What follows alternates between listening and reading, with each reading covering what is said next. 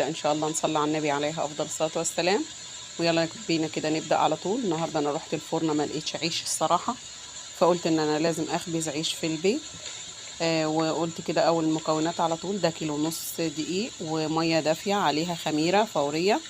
كمان هنضيف معلقة ملح ابيض وهنقلبها كويس. اهم حاجة لازم المية تكون دافية عشان الخميرة تتفاعل، ما تكونش كمان سخنة قوي، لازم تكون دافية بس. كده هنضيف المية على الدقيق وهنبدأ نعجن شوية بشوية.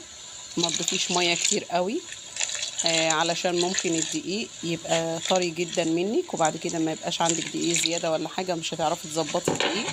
فلازم تزوديه مية واحدة واحدة. وكده هنبدأ نعجن لحد ما الدقيق يتشرب المية، وهنشوف هو عايز مية تاني ولا لا.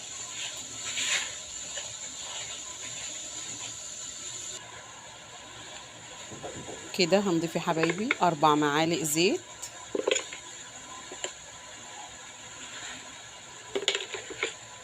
وهنضيف كمان معلقة صغيرة سكر. هنبدأ نزود مية دافية بالطريقة دي كده. اهم حاجة تخدمي العجين كويس عشان يديكي نتيجة كويسة.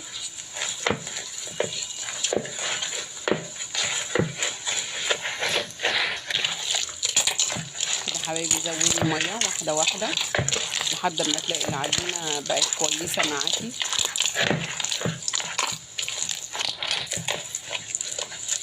كده بالطريقة دي برضو لسه العجين عايز حبة مية لانه لسه يعني تقيل شوية معاكي. نبدأ نزود كمان مية شوية بشوية. اهم حاجة تزودي مية دافية. كده حبايبي يكون خلاص العجينة كده تمام قوي. هنبدأ نظبطها بالطريقة اللي انتوا شايفينها دي، وهنبدأ نغطيها نحط عليها كيس عشان بيحفظ الحرارة بتاعة الخميرة وبيخليها تتفاعل بسرعة. وهنغطيها بقماشة لحد ما تختمر العجينة، وهنشوف مع بعض هنعمل ايه بعد كده.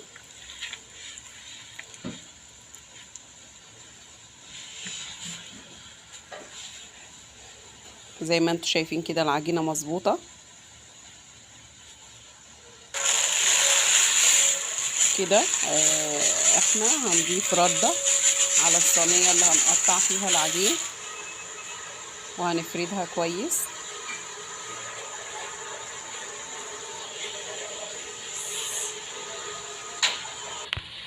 كده حبايبي الخميرة خمرت، العجين خمر وضاعف حجمه كمان. وهنحط طبق كمان فيه حبة زيت وهنبدأ نقطع. قطعي بقى بالحجم اللي انت عايزاه، قد البرتقانة اصغر شوية، على حسب ما انت تقدري تعملي، لان احنا مش هنريحه ولا هنفرده بالمطرحة اللي احنا بنفرد بيها، لا احنا هنفرده على ايدينا. لان انا صراحة هخبزه على الفرن البوتاجاز، انا عندي الفرن الانبوبة، بس انا حبيت ابسط لكم الدنيا عشان يعني لو واحدة اتزنقت في اي ظروف وحبت تخبز لها كيلو ولا حاجة يعني هتعرف تتصرف. كده تدهني ايدك زيت ونبدأ نقطع. بعد ما تقطع على ايدك هتقلبي العيش على وشه فوق الردة. كده سيبناه يرتاح 5 دقايق وهنبدأ بقى نخبز ونحط في الفرن. احنا سخنا الفرن كويس، انا مشغله الفرن فوق وتحت. لو انتي فرنك ما بتشتغلش مع بعضها فوق وتحت يبقى سخنيها تحت الاول وبعد كده شغلي فوق، لان فوق لازم العيش يبقى تبقى الفرن عليه سخنه من فوق عشان العيش يديكي نتيجه حلوه. كده احنا حاطين على الصاج بتاع الفرن، انا عندي صاج فرن تانية، فتحطي كده وهتفردي بايدك، تحطي زيت في ايدك وهتبداي تفردي بيها زي ما انتوا شايفين بالطريقه دي، وهتبداي تفردي وهتدخليه الفرن. اول ما وشه يبدا يحمر هتبداي تطلعي العيش الصاج وهتلفي العيش وتحطي مكانه تاني، طريقه زي ما انتوا شايفين كده.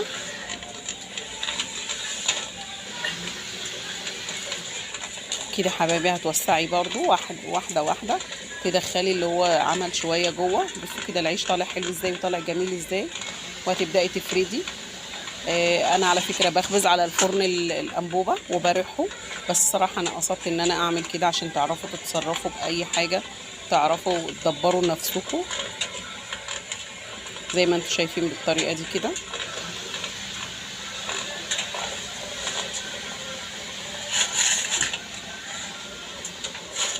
بصوا العيش طالع جميل وطالع حلو كمان، طعمه تحفه. لو خدتي بالك انا خبزت كذا واحد بالطريقه دي عشان اعرفك بس انت تفردي ازاي. تضيفي حبه زيت على ايدك وتبداي تفردي واحده واحده زي ما انت عايزه والسمك اللي انت عايزاه.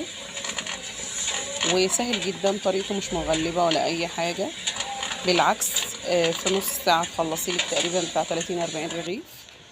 وبالطريقه دي يا حبايبي نكون خلصنا العيش. طالع جميل جدا جدا وطالع خفيف كمان ومنفوخ وطعمه حلو حلو حلو جدا. وبكده اتمنى يكون نال اعجابكم يا رب، واتمنى منكم تجربوه. وبكده نكون خلصنا حلقة النهارده. والسلام عليكم ورحمة الله وبركاته.